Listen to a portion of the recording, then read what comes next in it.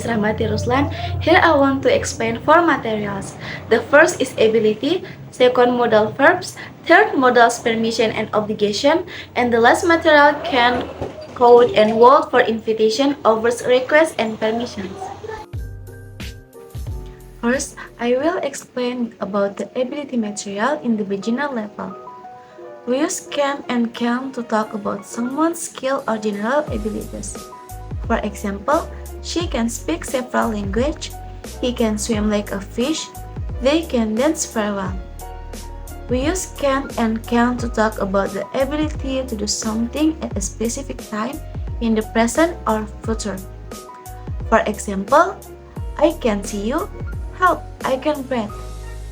We use could and couldn't to talk about the past.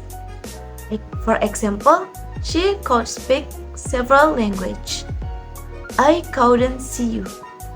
Ability in level intermediate. We use could have to say that someone had the ability or opportunity to do something, but did not to do it.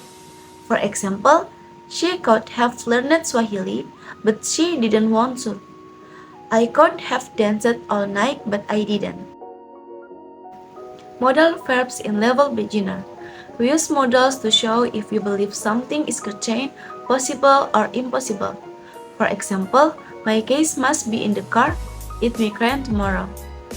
We also use them to do things like talk about ability, ask permission, and make requests and offers. For example, I can swim, might I ask a question, could I have some tea, would you like some help? We often use verbs with modal meanings to talk about permission and obligation. Can. We often use can to ask for and give permission. For example, can I sit here? Could. We also use could to ask for permission but not to give it. Could is more formal and polite than can. For example, could I ask you something? May. May is the most formal way to ask for and give permission. For example, may I see your passport please? Prohibition. We use can and mustn't to show that something is prohibited. It is not allowed. Can. We use can to talk about something that is against the rules, particularly when we didn't make the rules. For example, you can take photos in the museum. Must not or mustn't. We use must not to talk about what is not permitted. It is common on public decisions and notice informing people of rules and laws. For example, visitors must not park in the staff car park. Obligation. We use have to and must to express obligation.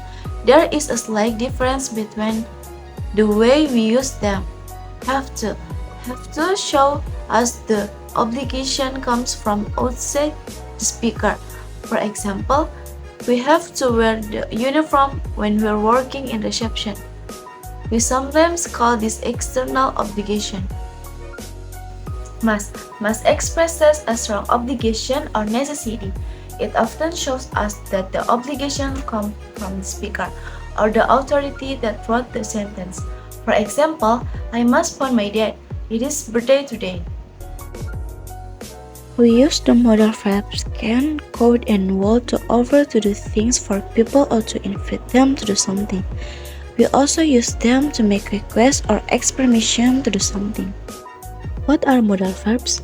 They are a type of auxiliary verb we use with other verbs to add more meaning to the verb. After modal verbs, we use the infinitive form with how to. Modals are not used with the auxiliary verb do. To form the negative, we add not after the modal. To ask a question, we put the modal in front of the subject. For example, hey, you couldn't pass me that plate, could you? Can I have a test? Modals do not change in the third person singular form. He or she or it in the present simple. Sophie can send photos. Modals seem quite easy to use. What do we use them for? We use them for lots of different things, and the same modal verbs can have several different uses. Today, we are just going to look at ours: invitation, request, and permission. We use word plus like a lot for others. It's very useful for different situations. For example, would you like to come to our house for dinner? For more informal invitation, you can use can plus get. Get means buy in this context. For example, can I get you a drink? We also use would and can for offering to help someone. For example, would you like some help? Can I help you? Can I give you a hand with that? We also use modals for asking for something, making a request or asking permission. For example, can you do me a favor? Could you say thanks to your mom for me? We usually avoid a direct no in the negative answer. We'd say something like, well, I'm not sure, or tomorrow next a bit difficult, or actually, she's not here at the moment. Absolutely, we don't like saying no in English. We also like to use longer structures in more formal situations. For example, do you think you could do me a favor? Would you mind closing the window, please?